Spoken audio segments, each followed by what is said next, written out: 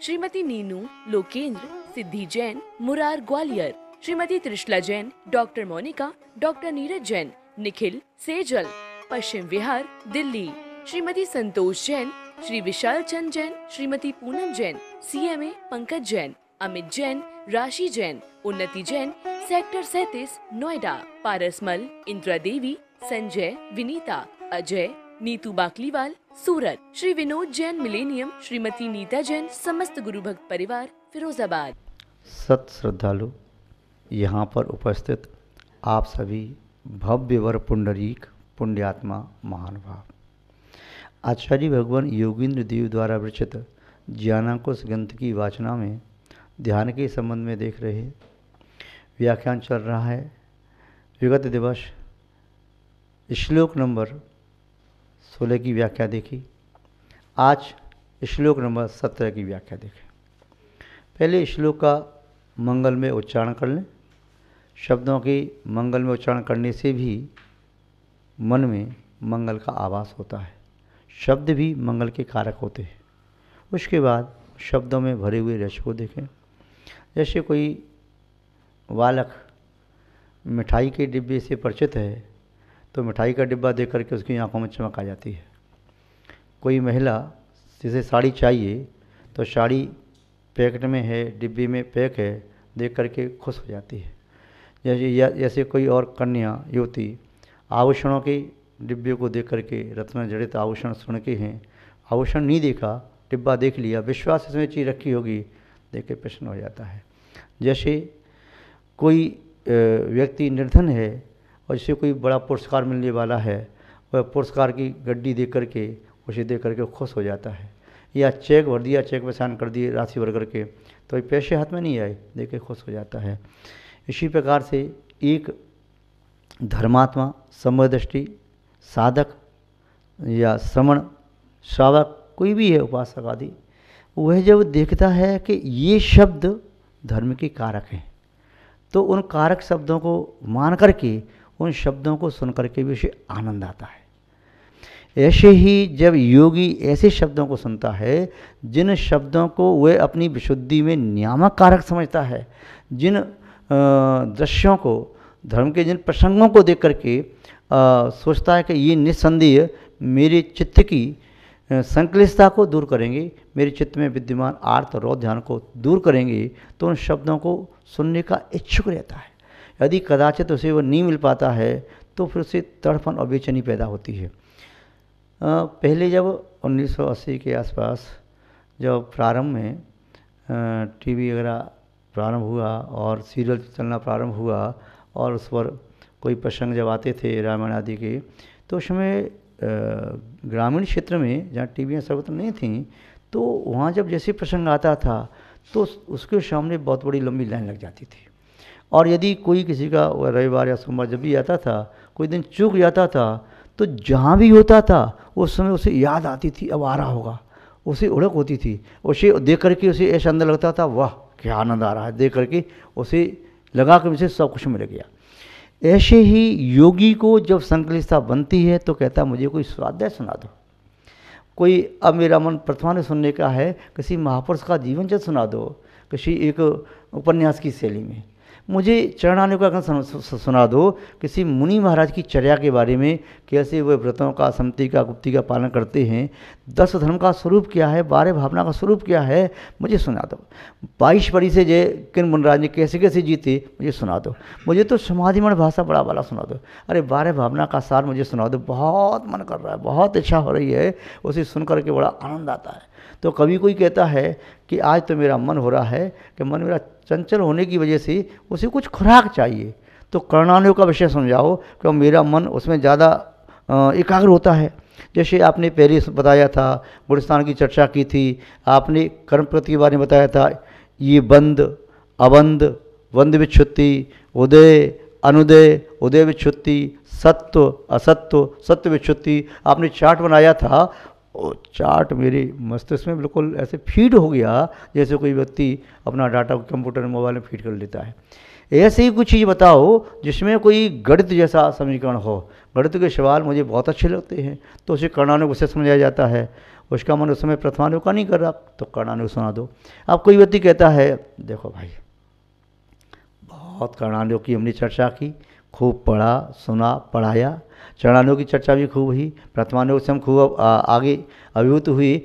अब तो देखो हमारा अंत समय आ गया, अब तो हमें आप आत्मा के बारे में बताओ, कोई आध्यात्म ग्रंथ की चर्चा करो और जितना आध्यात्म गूढ़ रहस्य बता सकते हो बताओ। हमारी यहाँ कवि बंद हो सकती है, अभी हमें लड़ाई झगड़ा नहीं सुनना है, हमें कोई व्याकरण नहीं पढ़नी है, अभी ज्योतिष वास्तु नहीं पढ़नी है, आयुर्वेद नहीं पढ़ना है, अभी हमें और कोई विद्या नहीं सीखनी, हमें तो केवल संसार सागर से तरने की विद्या सीखनी है।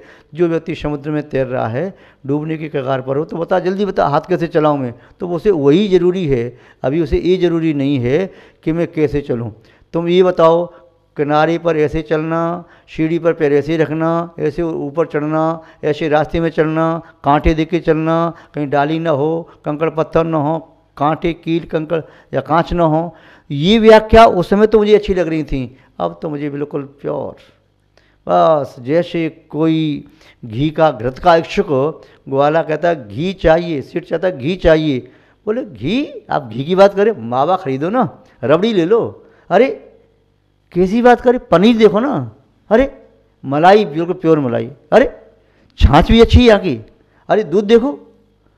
वो कहेगा भाई साहब क्षमा करें, मुझे ये सब चीज़ नहीं चाहिए, मुझे केवल घृत चाहिए तो घृत चाहिए। अरे दूध में घी नहीं है क्या, मावे में घी नहीं है क्या, मलाई में घी नहीं है क्या, रबड़ी में घी नहीं है क्या, भाई साहब सब है पर मुझे तो प्योर चाहिए। अरे कैसी बात कर रहे, मैं जब कह रहा घी चाहिए तो शुद्ध घी चाहिए, अशुद्ध भी नहीं चाहिए। चल मैं तो ये भैंस देता हूँ, मुझे भैंस नहीं चाहिए। अरे भैंस दूध देगी, दूध में से घी निकल आएगा। भाई साहब मेरे पास इतना समय नहीं है कि मैं भैंस को पहले चरा खिलाऊँ पिलाऊँ, जब वो भैंस प्रसूति पर आई, जब वह दूध देना प्रारंभ करी, जब मैं दूध निकालूंगा फिर मैं, मुझे तो आज घी चाहिए।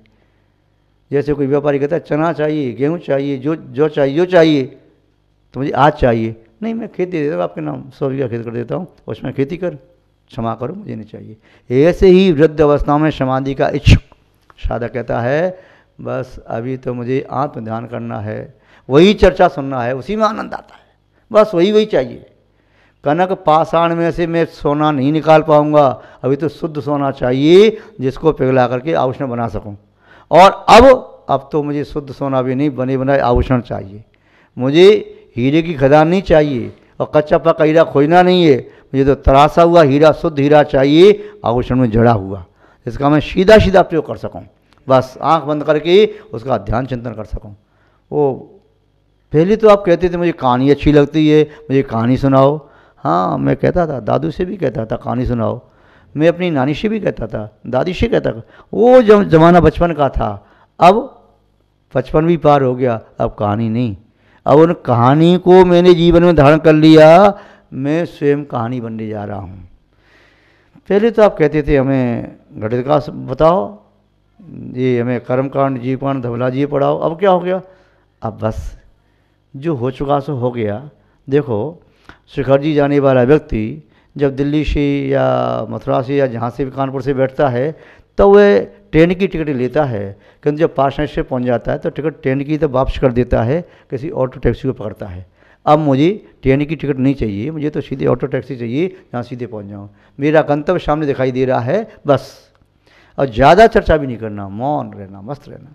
आचार्य महोदय यही बता रहे हैं कि वह क्या करता योगी, तो इस श्लोक में कह रहे हैं तस्मात् कर्म परित्यज्य स्वात्म तत्व समाचरित आचरितात्म तत्वस्य स्वयमेव परो भवेत्।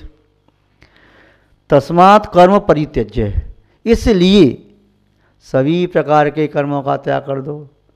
वाह, पहले तो आप ही कहते थे पाप को छोड़ो पुण्य करो, पाप को छोड़ो पुण्य करो, आचार्य ने पुण्य की आज्ञा दी है, चाहे पद्म पुराण में, चाहे हरिवंश पुराण में, चाहे जिनसेनाचार्य आदि पुराण में, चाहे अन्य प्रथमानुग शास्त्रों में, चाहे चरणानुग शास्त्रों में, पुण्यम कुरुष्व इत्यादि शब्द पढ़ाते थे आप। अब क्या हो गया, हाँ जब पाप से बचने के लिए पुण्य का सहारा लिया जाता है, पाप से बचने के लिए पुण्य का सहारा लिया जाता है। पहले सामने शत्रु वार कर रहा है तो शत्रु से बचने के लिए तलवार हाथ में ली जाती है, और जब अपनी तलवार काम नहीं कर रही हो तो फिर दोनों हाथों में ढाल उठा करके तलवार से बचाव किया जाता है।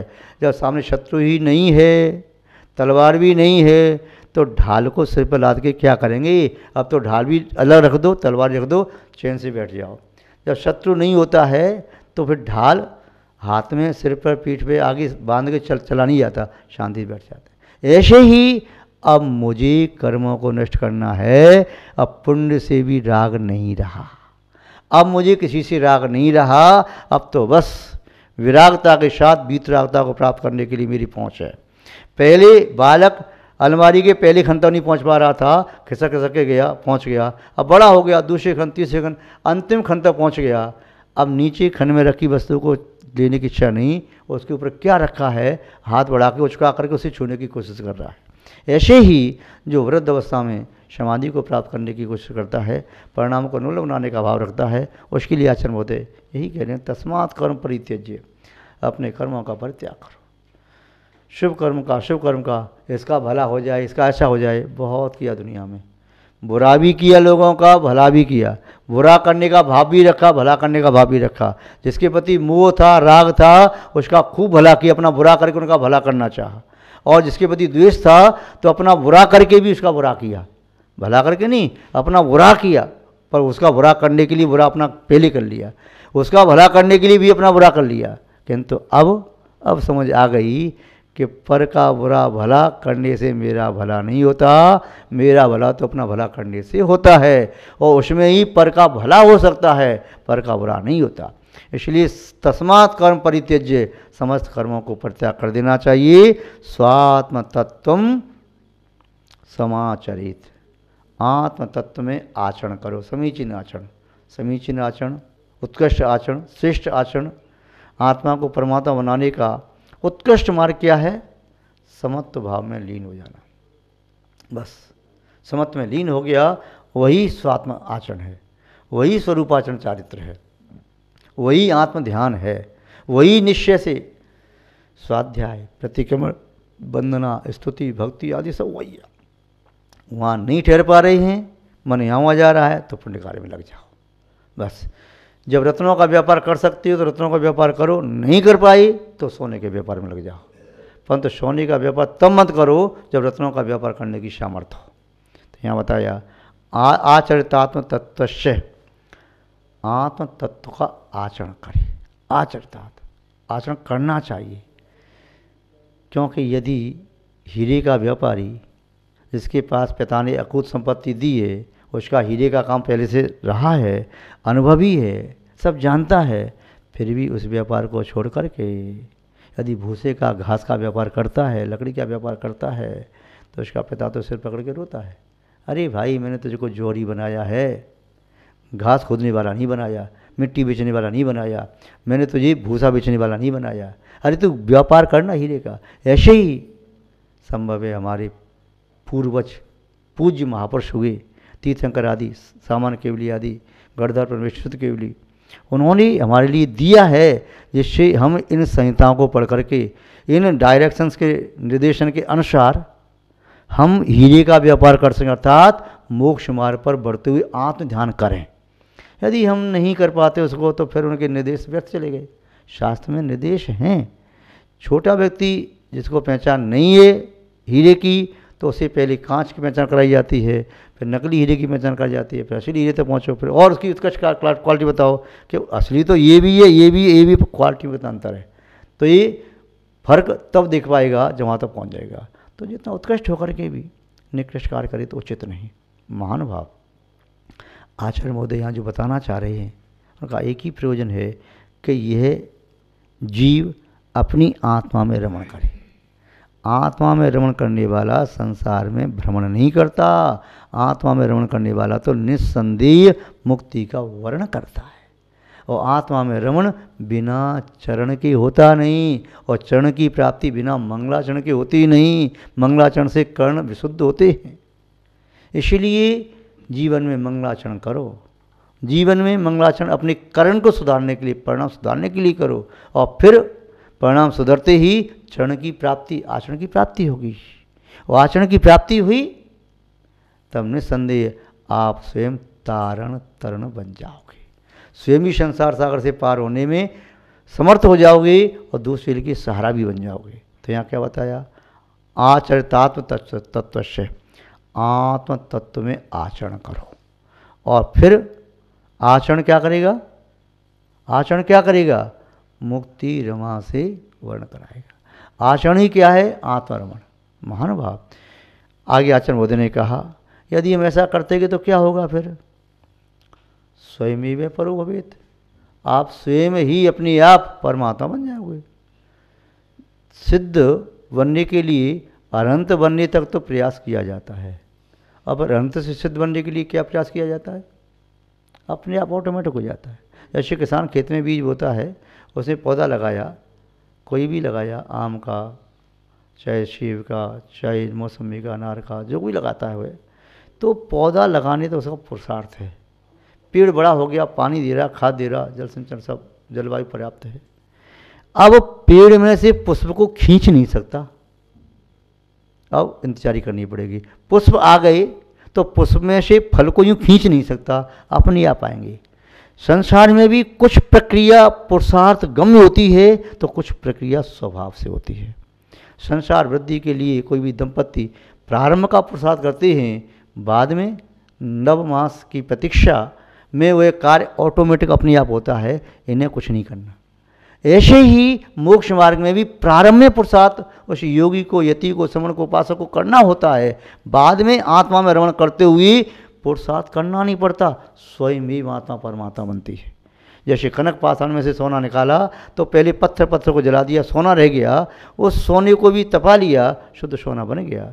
अब उसमें को कुछ करना नहीं है, तपाते तपाते अपने आप सोना शुद्ध निकल आएगा।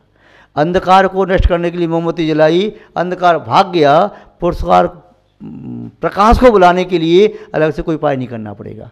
ऐसे ही कर्मों को नष्ट करने का प्रयास करो, परमात्म पद की प्राप्ति तो स्वयं अपने आप होती है। आप कर्मों को नष्ट कर दो, सिद्ध अवस्था अपने आप प्राप्त हो जाएगी, अलग से सिद्ध अवस्था प्राप्त करने का कोई प्रसाद नहीं करना पड़ेगा। तो महान भाव आचरण मोदय कह रहे हैं, स्वयं एव परो भवेत, ये आत्मा स्वयं ही परमात्मा बन जाती है। तो हम उस परमात्मा बनने के मार्ग पर बढ़ें, उसका उपाय यही है जो आचरण मोदय ने बताया कि आत्मा में रमण करने की कला, और इसमें हम वहाँ तक पहुँच गए तो मुक्ति बन अपने आप होगा, आत्मा परमात्मा अपने आप बन जाएगी। ऐसा प्रयास और पुरुषार्थ हमें और आप सबको करना चाहिए। आज बस।